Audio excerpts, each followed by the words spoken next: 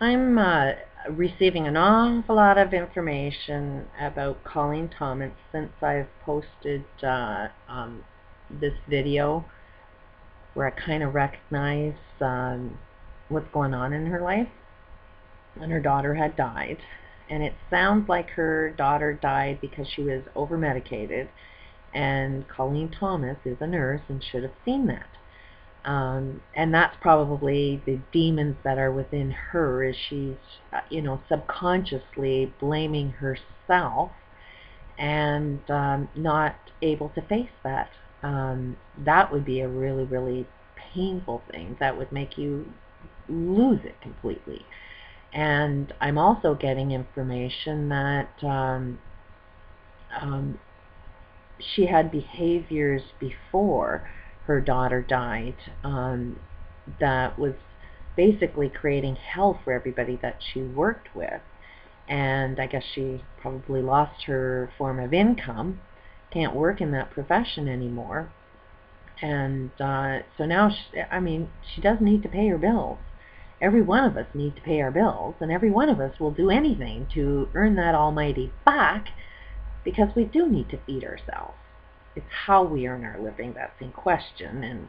And pretty sure if anybody put a carrot in front of your nose and said, here, do the labor, here's some gold, everybody wants to get into gold, so the ones that own the gold will get, you'll do the labor when you're starving. You'll do anything. You will sell your soul to the devil if that's the only way you can get food.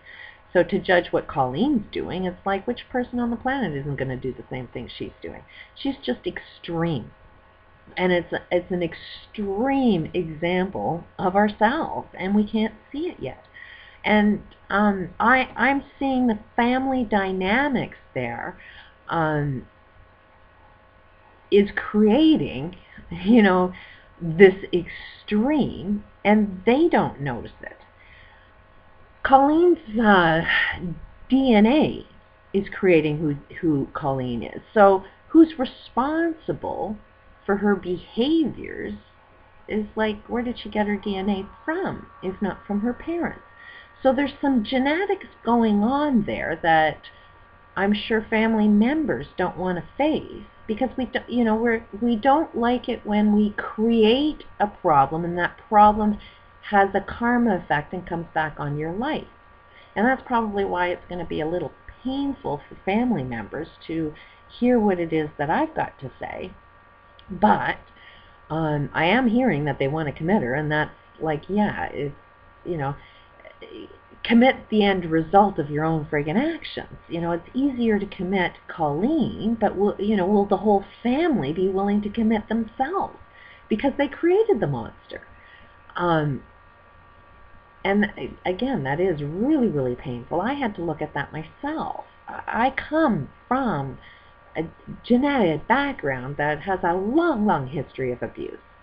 And I gave birth to 4 children. I'm watching my boys turn into their father. And I love my children. It's like, I see why they're doing the things they're doing. I have the understanding of why it is that they're doing, and I love and have a lot of compassion for what it is they're doing. But does it mean it's right? And you can't talk to people. They block you out. They don't want to hear anything. And I had to look at how I created that. And most of it is because I had too much friggin' understanding. I had this unconditional love that, it's almost like it wasn't acceptable when my parents beat me. It wasn't acceptable when my ex-husband was beating the crap out of me emotionally. I knew better than to push something or put myself in his physical presence where he could beat the crap out of me. I've already had one broken bone from that guy, so I knew how to prevent that little one. But I could never stop the emotional abuse because society sustains it. If you ended up actually stopping abuse, you'd actually have to set a system up so you can't abuse. And it's like, you don't want to do that, so that's why the system will never be fixed, because You need the system to work for you so you can continue your bad behaviors that you don't want to face. And it was a hard pill for me to swallow, to see what it is that I was doing wrong. I should have been stronger. I should have been tougher, and I should have said, enough, this is wrong. But, when you tell a rapist no, they don't tend to listen to you.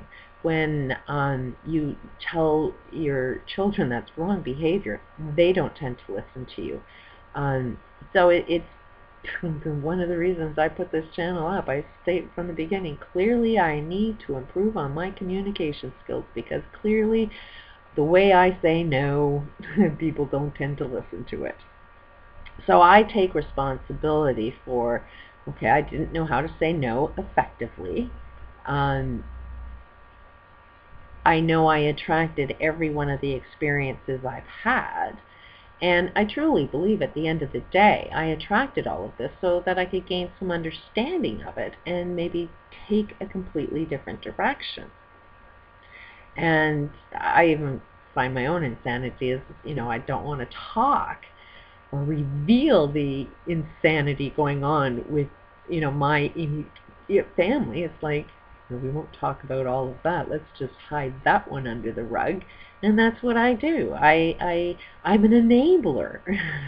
I justify bad behavior. I have understanding for it. So in a way, that does support negative behavior. I got what it is that I was asking for because I allow it to happen. Simply because I clearly don't know how to communicate effectively enough. And I know that me putting up these words and revealing family secrets will probably come up with more attacks, but I can look at it as an attack, or I can look at it as, hey, let's come up with a peace table. Let's see, do we want to be telling these types of stories, or do we want to tell a different story? It's up to everybody. If I am doing something wrong, then we need to communicate that. If you are doing something wrong, then you need to communicate that. So it's like I had to accept my responsibility and the roles I play for everything that I attracted. And that's where, like Colleen's family needs to do too, is they need to recognize what it is they are doing that's creating Colleen to do whatever it is she's doing. She's definitely got a war mentality going on. She definitely thinks that fighting is going to be the answer. Where would she get that logic from? She comes from an army family. Her father believes in war. They are a family that says fighting something is the way to solve all problems. She was heavily into religion, So what did religion tell you? Religion says something out there will always save you. I have a very, very strong connection with God. And guess what? God didn't come down and save me. God didn't come down and save any of these kids that are being forced into a sex trade. God's not coming down and saving us from these elites. God's not coming down and saving nobody. God basically says he'll show up when you show up. So it's religion had a lot to do with where Colleen is going from. She has a very low self-esteem. Where on our planet does anything say you're a good person? You're worthy of something. You don't need big boobs. You don't need plastic surgery. You don't need fancy clothes or, a house. Every single product that you consume has brainwashing advertisement to make sure you have no self-esteem. Why? So that you'll spend your money trying to gain your self-esteem, which will never happen because it's a false sense of self-esteem. So we've got our society brainwashing Colleen Thomas to have such a low self-esteem. Her family definitely is not telling her that she's doing anything good. They want to friggin' commit her. I'm pretty sure that game has been played since, she was a child. That they were constantly criticizing her. I mean, correct me if I'm wrong, but I would love the conversation with any family member so that they can show me any example of where did you tell this girl that she was special from day one? Where and how did you teach her how to have a self-esteem that was more influential than our society that's telling her she ain't got something worthy? You know, there are things within our family dynamics that have a cause, and they do create. But you have to look at, who's baking the cake. What's the recipe for the cake that you want to bake? And if the cake doesn't turn out too good, maybe it's the person cooking the cake. The one thing that I see is the family members do want to commit her, and that is like a good way to block and deal with your problems.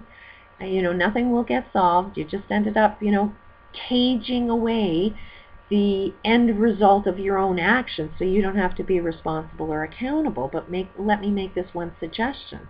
There is one guy, because I had to do an awful lot of research to prove what it is that I could see. I've seen patterns within people that nobody else can see these patterns, and they can't see those patterns because profit, greed, and religion and cults are all preventing you from seeing what it is you need to face. But my research, because I wanted to prove what it is that I would see, and we all speak the scientific language. When we find something, it's scientific and it's been proven, then we tend to believe it. So I didn't want to come out, oh, I'm being channeled, or oh, I'm using telepathy, or all of these bullshit things that, hey, just believe in me, and oh, she's making a lot of sense. She must be able to channel properly. No. I ain't fallen into any of those traps. If I'm getting any information, it's because I did some research. I could see things that other people couldn't see. Yes, we all individually have more talents than you realize, but it's being suppressed. Our whole education system, every system in place is designed for you not to unfold your fullest potential. Anyways, this research that I wanted to prove that our medical systems, our justice systems, political, medical, education, every system that's in play right now, this guy is giving scientific evidence of why it cannot work. So that's why I'm kind of really pushing this guy's stuff. Mind you, he has got a little bit of insanity going on with himself that he doesn't recognize. I see his patterns, but he's a doctor, and he's come up with a tool that can solve every problem known to the human experience. So while he, thinks he's so much of a fucking genius, his geniusness will prevent him from seeing his own insanity. But if you got a tool that solves every freaking problem known to man, how come we haven't heard of you? I would say that's a little bit of a problem.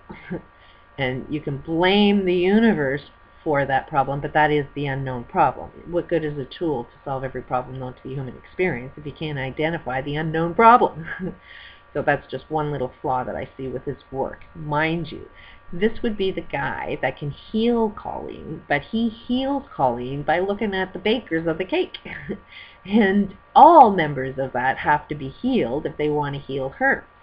And this guy is more of a scientist too, so he does go out and prove it, because it's got to be proven over time. That's what science is. If you come up with a concept, it needs to be shown that it's repeatable. So he has gone into mental institutions where these people were locked up for the rest of their friggin' lives. And when I think it was an 80% cure rate, they fired him. Why? Because they lost their funding. If you don't have patients, you don't have funding. So the hospital would have been shut down, and everybody would be losing their jobs. So it's best to get rid of the doctor that actually knows his shit over the doctors that don't know their shit, because doctors are only making money because problems are there. There's no motivation to get rid of problems because they'd all be unemployed. So, that's my recommendation to families. Go check out this Dr. Wolf. He has been curing mental illness, but you have to be willing to change the family dynamics. If the family dynamics ends up getting healed, then Colleen will get healed. And I'd really love to hear family members get on YouTube and be equally as vocal as Colleen, because Colleen's healing could be a global healing. Colleen has made this, if you don't want to listen to her in the smallness of our world, she's taken it out to the bigness of the world. And it's like, God bless her. Because now we're looking at our own insanity. And it's like those that are judging her, it's like, look at your insanity of the judger. Because you're just as equally insane as she is, but you don't notice it. It's an interesting, wild fucking game. Peace out.